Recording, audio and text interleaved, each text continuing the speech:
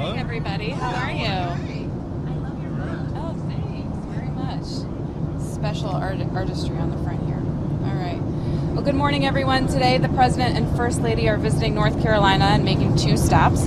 First, they will visit Nash Community College in Rocky Mount to see how career-connected learning and workforce training programs are preparing students for good-paying jobs in North Carolina and nationwide that are being created as a result of the President's Investing in America agenda.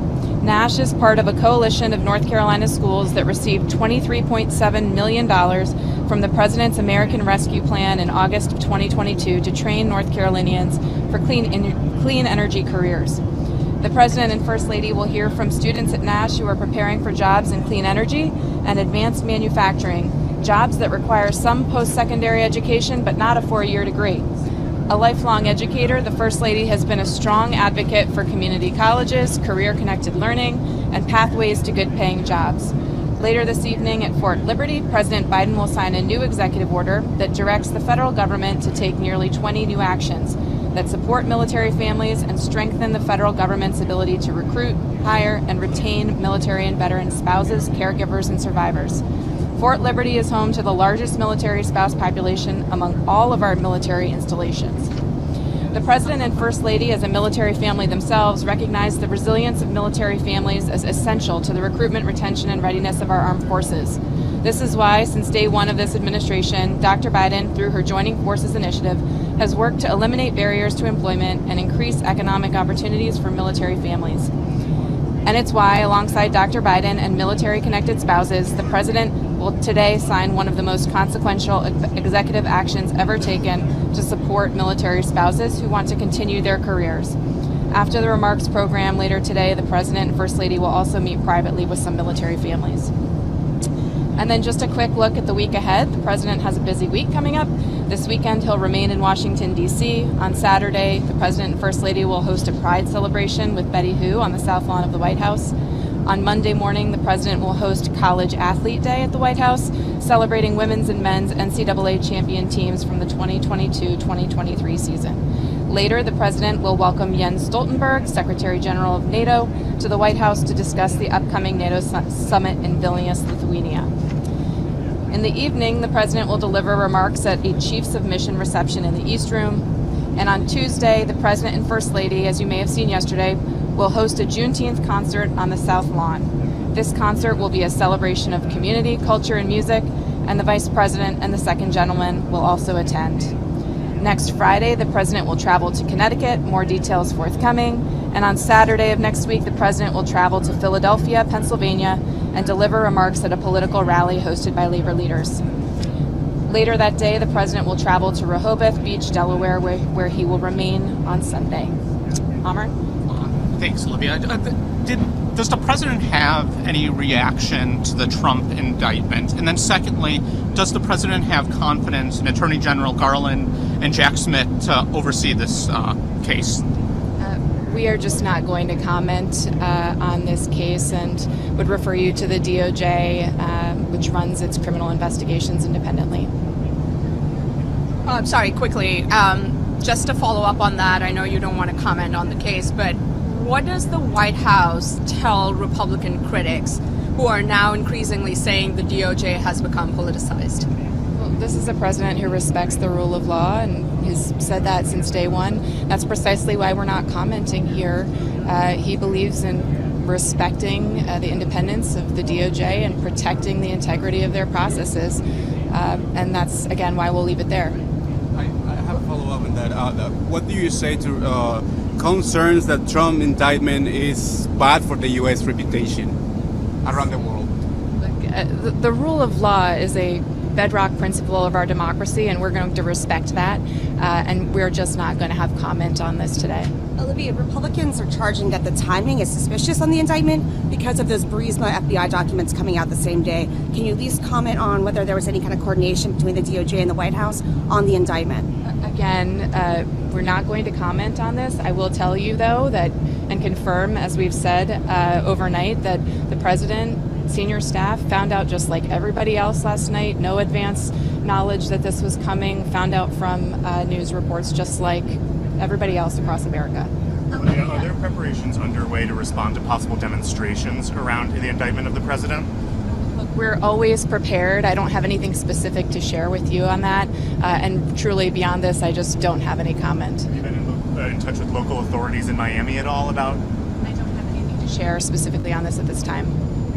Olivia, a question on climate change. Several Democrats are calling for the president to declare a climate emergency. Is he reconsidering that?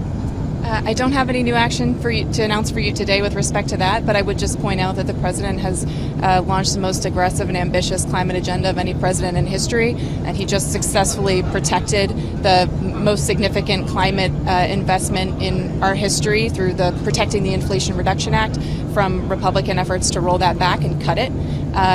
Certainly the wildfires that we've seen in Canada are evidence that we face an existential crisis with respect to climate change, and the president has focused much of a significant amount of resources, not just on combating climate change, but also with respect to these wildfires. I would just point out through the president's Investing in America agenda, he has also dedicated resources already to date beyond just this specific wildfire in terms of shoring up our ability to respond to and be resilient against wildfires like the ones we're seeing right now.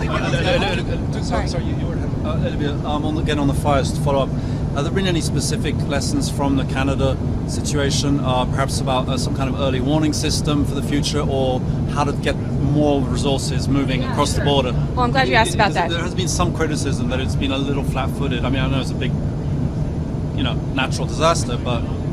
I'm glad you asked about it. I mean, I would point out we deployed hundreds of firefighters to Canada in May, a month ago. We've continued to, you saw the president spoke with Prime Minister Trudeau earlier this week, and we've been in touch about deploying additional, we've got 600 plus firefighters now on the ground and additional, whatever additional technology and resources they need to support the response. As I was just alluding to Akela, the Investing in America agenda the president put forward actually has already begun to address wildfire resiliency, because we've seen across the country, across America on our west coast, growing number of wildfires as a consequence of climate change. And so the president has already invested in things like satellite technologies to detect wildfires that are small as a house, right? So that we can catch these things sooner, and also invest in recruiting federal firefighters. We actually have more federal firefighters now on the payroll than ever before, more than 16,000, and 13,000 other personnel on standby to respond. So we're already taking action. We believe that's important to continue. Is Canada lacking in that department in that case? I don't. Look, the president has been in touch with Prime Minister Trudeau about supporting the response to this wildfire, and that's where our focus is right now on that. Two confirmations. Can you confirm that President Biden has agreed to a state visit to UK in July? I have nothing to announce on that front yet. Secretary Blinken is visiting China next week. Can you confirm that? I refer you to the State Department for any details on Secretary Blinken's travel. Follow up on the sort of the political fallout in terms of after the Trump indictment. How concerned is the White House, and how are you preparing for any potential political violence after this decision? I think I just addressed this question. I'm not going to comment on the news overnight, and beyond that I have nothing to announce today, but I did say that we are always prepared. And a quick one on Ukraine, Olivia. Ukraine security forces have released an audio that show that a Russian sabotage group was behind the attack on the dam. Wonder if the U.S. has managed to verify that, and where exactly are you in the process of determining who was behind the attack? We don't have anything definitive or new to share with you on the dam. We're still looking at that. As you know, I would also just underscore that the United States, in addition to looking into this issue, was able to mobilize humanitarian assistance to support the people impacted by the dam collapse, the dam break. Within hours, we deployed USAID partners, distributed fuel, distributed drinking water, distributed water purification systems, all in support of moving people to safety and recovery efforts there. But with respect to what you just referenced, I don't have any updates to share with you at this time. Student loans. The president vetoed bipartisan legislation this week overturning his student debt relief program. Are there plans in place for if the Supreme Court rules it's unconstitutional?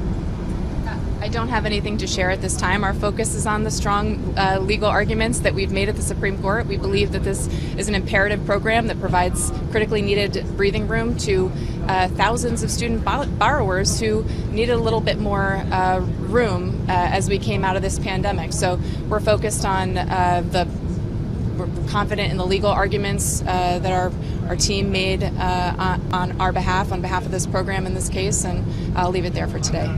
Pride announcement, the White House announced that they were appointing a coordinator to deal with book bans across the country.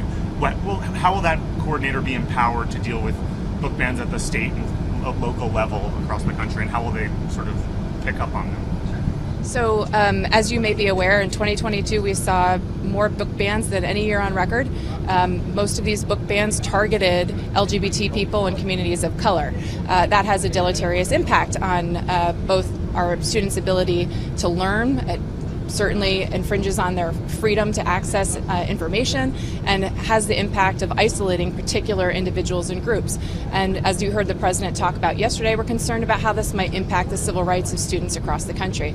So the Department of Education will be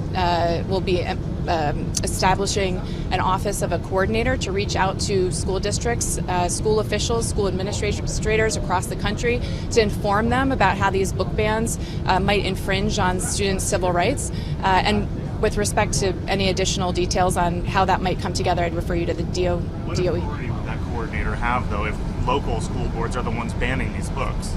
I would refer you to the Department of Education about how the nitty-gritty of how that coordinator will work with school districts. But this, again, is an effort to inform school districts about the impacts that these book bans could have on their students and about student civil rights. EO today. President Obama joining initiatives has gone on for a while. How does this actually build or advance on that? What's new that's coming out of this EO that wasn't there before? We put out a fact sheet this morning that details the nearly 20 actions that this executive order will take to strengthen support systems for military spouses who are looking for employment. We know that 1 in 5 military spouses cite employment as a reason for considering leaving the forces, which is why this is a huge issue for us to combat. It's a matter of shoring up our military readiness and keeping our armed forces strong. And so today we're rolling out a series of actions. You can go to whitehouse.gov and look at all of those resources, but to come up with a comprehensive across the government strategy for doing things like helping ensure that military spouses can access the program on the federal government's website to have preference in hiring processes, to support military and veteran spouses who are entrepreneurs if they have to relocate across the country, and so support things like childcare, making that more accessible for military spouses. So there are a number of actions that this EO takes to try to make it easier for military spouses to gain employment, and I'll leave it there. White House reassessing your approach to protecting voting rights after the decision in the Supreme Court yesterday, and what's the message to voters who are frustrated by a lack of progress on the issue? Look, the Supreme Court decision yesterday, as you heard from the president, affirmed the basic principle that you cannot infringe on someone's ability to vote based on race. The right to vote is sacred. It is fundamental. It is the right on which every other right that we have as citizens is founded. And you've heard the president and the vice president both talk about the importance of protecting that principle and on getting Congress to act, to pass the John Lewis Voting Rights Advancement Act, to strengthen other protections for voters across the country. So they'll continue to fight and urge Congress to take federal action and protect voting rights. Sorry, Olivia, is the president comfortable with Democrats fundraising off of the Trump indictment? Hillary Clinton put out a call to do so today. I'm simply not going to comment on this. North Carolina is one of many states that passed restrictive abortion bans recently. Is the president going to engage with any people on the ground there or address any of these abortion bans while he's traveling there today? Certainly, I think you're going to hear from Governor Cooper today, who has been a strong voice for women in the state of North Carolina as they've borne the brunt of this horrific abortion ban that was passed by the state legislature here.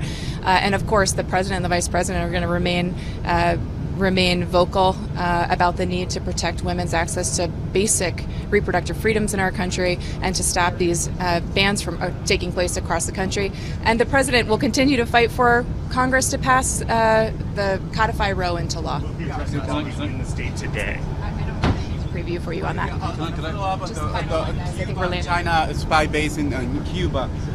Even after they say that it's inaccurate, GOP lawmakers are still saying that President Biden is too weak on Cuba, and actually they're asking to stop diplomatic contacts with Havana. What do you have to say about that? Well, look, again, I think you've heard my colleagues say this, and I'll say it again here. We've seen the reports, they're inaccurate.